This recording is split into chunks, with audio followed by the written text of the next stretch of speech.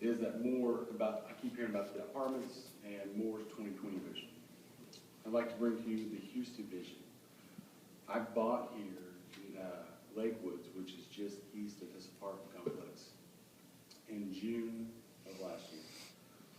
Now, you guys spoke earlier about this Apple's edition and how people knew that this would go from 12 or 24 houses, whatever, a small number, relatively small number, to 78. There's no way they'd buy it. Well, I bought knowing full well that was commercial property. Had I known more, would have changed the vision to being residential apartments. I never would have bought there. Not only do I like the neighborhood, my brother was looking, and he bought and closed the first of the year. It was 5 doors down from me. I'm worried about property value. He can say what he wants to about high-end. High-end's relative. $1,200 to me is not very high-end. I can show you apartments all day long that are Section 8 that have really nice facade like this place is supposed to have, along with garages. This is just nothing but that could, is it? I don't know. Could it possibly turn Section 8? Very possible. I'd also like to say that Mr. Williams was upset, or not upset, but he pointed out that the elderly home had one 2-story house that was going to look into someone's backyard. You've got, I don't know how many buildings that are 3 stories going to be looking into our backyards. The windows will have east windows, is that correct? No. Will there be windows east? There's 250 feet between the apartments. Is there windows east? Okay, there's windows east. They'll be able to see into the backyards of Lakewoods.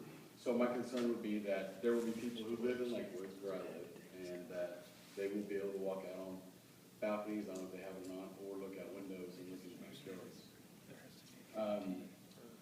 Let's see.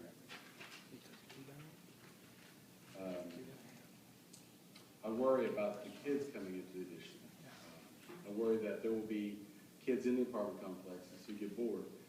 If you look to the east there, you see my addition, just on the side of the railroad tracks, that huge, I'm sure you guys are familiar, but I'll point out for people who don't know, that middle blank section of no houses to the east, I can point out if you want me to, is a 5-acre pond right there. There is a track around it, there's fishing there. I'm worried about kids who will cross the tracks and possibly get ran over and killed by a train because they don't know any better, to come over to our pond and fish on our private pond, run on our tracks. We pay for that. I worry about that. Is there adequate fire and police? I don't know. 600 more people. If you take 300 apartments, 280 units, and add 2 to each person there, let's just say 600 for a round number of people there. Is there enough fire and police to handle that? Then you add, I forgot how many commercial businesses were going to be there? We had several.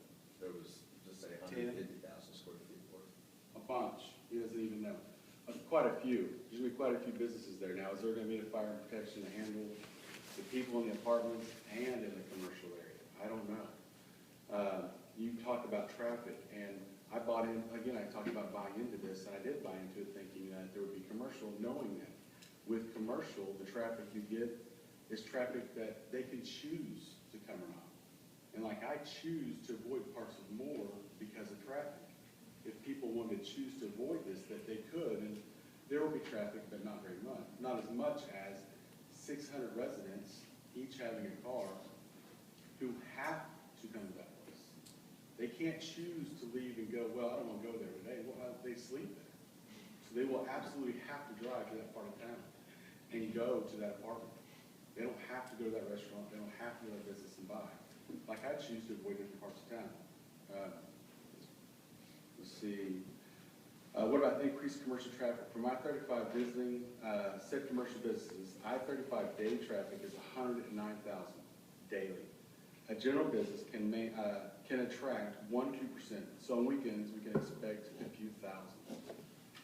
The numbers just keep escalating. If you take the businesses along with the commercial, with the apartments, and like I said, I don't have a problem with the businesses. I don't. I know they'd come there. I knew they'd come there, expecting them to come there. I was worried about the apartments, and I'll stop there and make questions for you. You've got another 15 seconds or so if you need I would just, my main thing would be that, and I'll point it again, is that I know that I sound harsh and just, I'm a little nervous talking to everyone here, and I don't know all the statistics, but I bought into my dream of raising my 2 young kids, 2 and 4. My wife to stay at home. I was a police officer for 12 years. I had to retire last year because of a family business and a brother who passed away.